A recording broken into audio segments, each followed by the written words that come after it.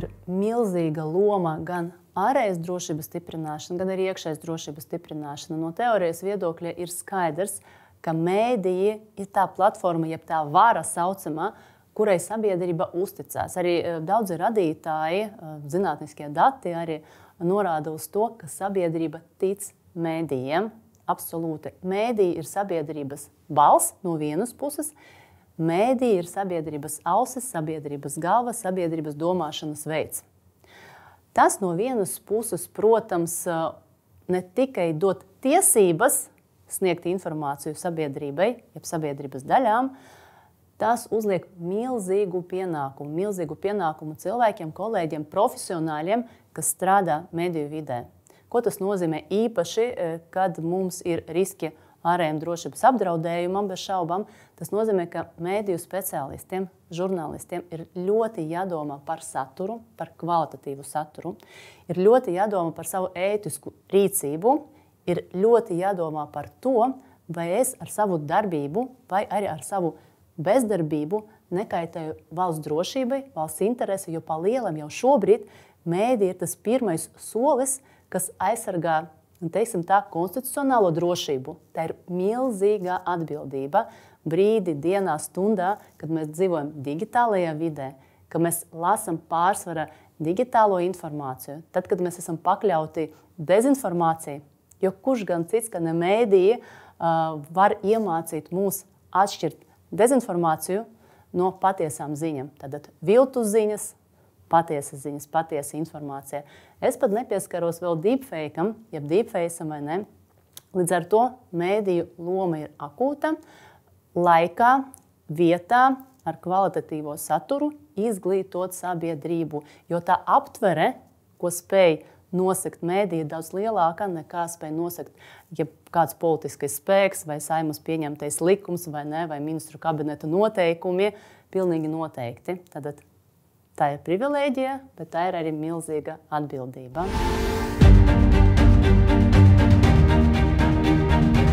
Cik es esmu pētījusi informāciju par mediju ietekmi uz iekšējo drošību, es esmu sapratusi priekš sevis vienu. Mediju kvalitatīvs darbs var ļoti atvieglot iekšlietu sistēmu pēc būtības, var ļoti atvieglot iekšlietu ministrijas darbu, valsts policijas darbu, iekšējās drošības biroja darbu un tā tālāk.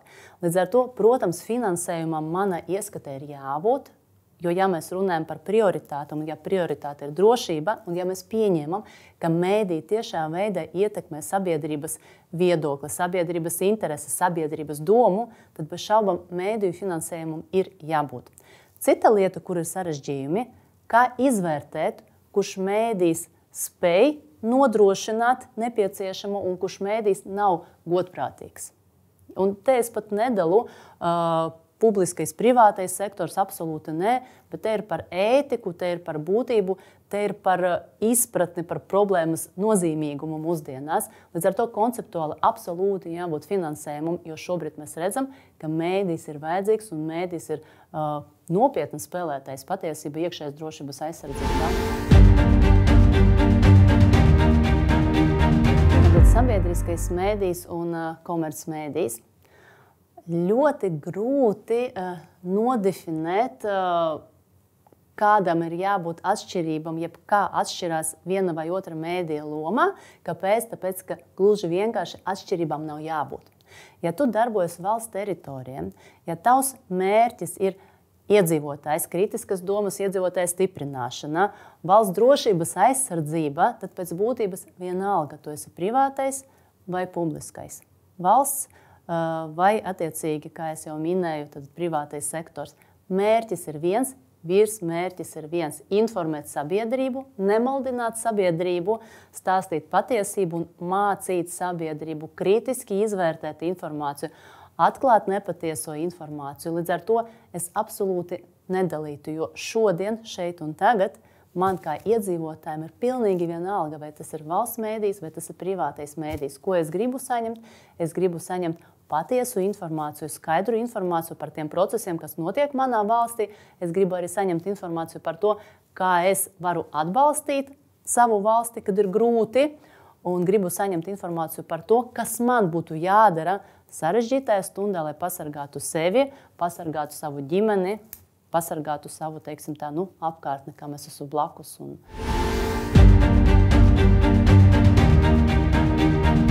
Ja mēs runājam par iekšējo drošību un sensitīvo informāciju, tad jāsaprot viens, kas ir tā sensitīva informācija, un skaidrs, ka ir valsts noslēpuma informācija, kuru mēs noteikti nezināsim, par to mēs nerunāsim, bet ir informācija, kur es nesauktu varbūt par sensitīvu, bet es nosauktu par informāciju, kas var tikt izmantota pret mūsu valsti, pret mūsu iedzīvotājiem. Un patiesībā tā ir informācija, ko mēs kā iedzīvotāji, kā profesionāļi izmantojam publiskajā telpā. Informācija par mums Facebookā, LinkedIn, informācija par mums mūsu mājaslapās. Visa šī informācija var tikt izmantota no trešo personu puses pret mums, pret mūsu iekšējo drošību. Absolūti jā. Līdz ar to šeit mums katram atkal jāpiedomā, kā mēs un vai mēs spējam aizsargāt savu informāciju, vai mēs neliekam lieko informāciju publiskajā telpā, bet par to ir runāts ļoti, ļoti daudz. Īpaši tas attiecās arī uz jauniešiem, vai ir nepieciešams vienmēr rādīt, kur tu esi, ar ko tu esi, kāpēc tu esi, filmēt kaut kādā veidā informāciju par saviem datiem, dzimšanas dienu, personas kodiem, atrašanās vietu. Ļoti jāpiedomā mūsdienās, ko mēs publicējam, kāpēc mēs to publicējam. Īpaši, ja tas saistīts ar mūsu, protams, ģimeni, ar mūsu bērniem. Ļoti piedomājam pie mūsu privātas informācijas, sensitīvas informācijas un pie datu aizsardzības. Tas ir no viena tāda privāta, jeb individa viedokļa. Un otrs par informāciju pētniecības telpa, jeb, teiksim, tā zinātnes telpā. Manā ieskatā šobrīd zinātnieki ir pakļauti lieliem riskiem. Par to liecina arī statistikas dati un arī iekšējās drošības biroja sniegta informācija par potenciāliem apdraudējumiem. Zinātnieki veic pētījumus drošības jomā, un šo pētījumu mērķis bieži vien ir aizsargāt mūsu valsti, mūsu iedzīvotājus. Šie pētījumi bieži vien ir teoretiski, praktiski un ir publiski pieejami. Līdz ar to mums ļoti jāseko, ar ko mēs dalāmies ar šo informāciju, uz kurām konferencēm pētnieki brauc, lai dalītos savās domās, jeb savos secinājumos, kas organizē konferences, kurās piedalās pētnieki. Lai nesanāk tā, ka mēs braucam uz konferenci Francijā, bet Francija šo konferenci organizē, piemēram, trešo valstu pārstāvji, Krievijas federācijas, teiksim tā, pārstāvji, ļoti jāpiedomā. Līdz ar to katrai, manuprāt, zinātnes institūcija ir jāstrādā pie drošības jautājumiem, kas attiecas uz pētniecības datu aizsardzību. Tas pats attiecas arī patiesībā uz akademisko personālu, uz skolotājiem un šis informatīvas telpas aizsardzību pret draudiem, kas varētu nākt no trešām valstīm.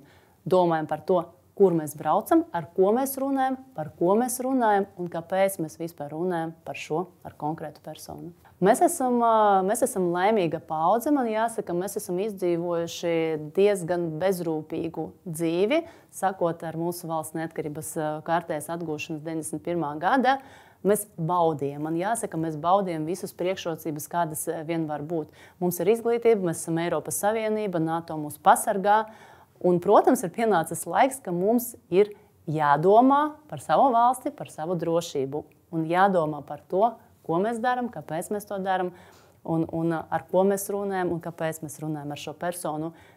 Jā, mēs esam izbaudījuši, bet drusciņi arī ir jāizpilda savs mājas darbs, savi pienākumi. Un es ļoti ceru, ka drīz viss beigsies, un mēs, protams, atkal varēsim dzīvot, baudot šo te brīvību, nedomājot par tādiem jautājumiem kā karšīga stunda un tā tālāk. Latvijas augstskolā manā ieskatā kopš karā, kas ir sācies Ukrainā, ir notikušas lielas pārmaiņas, un augstskolas arī bišķiņ pārrestartējās. Ko tas nozīmē? Pirmām kārtām augstskolu drošība, augstskolu datu drošība. Pirmais, kas bija jāizdara, protams, ņemot vērā Ukrainas pieredze, darbs ar IT sistēmām, lai nodrošinātu šo te zinātnisko datu aizsardzību, lai nodrošinātu, teiksim tā, akademisko vidi no iebrukumiem, no hibridkara. Citiem vārdiem, kā lai es kā universitāte izdaru tā, lai trešā persona nespēja pieslēgties manām lekcijām, nespēja piekļūt maniem pētījumiem, nespēja piekļūt, teiksim, tām materiāliem, ar kuriem es dalos ar saviem studentiem. Tā ir tāda viena IT joma. Otrs, augstskola bez šaubām ir patiesībā loma attiecībā uz informācijas aizsardzību, arī uz krīzes pārvarēšanu, un tā ir saistīta ar apmācību sistēmu. Ko mēs redzam šodien? Šodien, sarežģītajā laikā, mums ir vajadzīgi cilvēki, kas spēj kritiski izvērtēt situāciju, atšķirt viltus ziņas vai ne no patiesām ziņām. B ir vajadzīgi cilvēki, kas spēj rēģēt ātri un efektīvi krīzes situācijā, krīzes vadībā. Un C, bez šaubām, tā ir spēja būt emocionāli, psiholoģiski noturīgiem gadījumā, ja kaut kas notiek.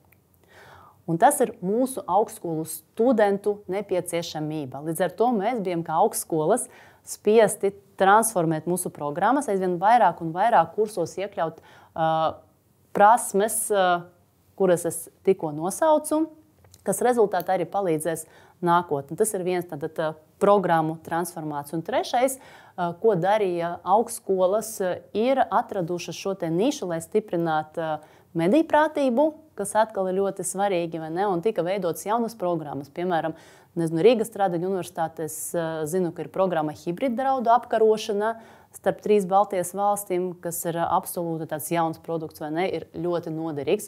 Savukārt Latvijas universitātē ir cita veida jaunas programmas, vadības programmas, kurās arī māca šis te krīzes situācijas rīcības. Arī Rīgas Tehniskajā universitātē ir jaunas programmas, kas ir vērstas uz IT jomu stiprināšanu.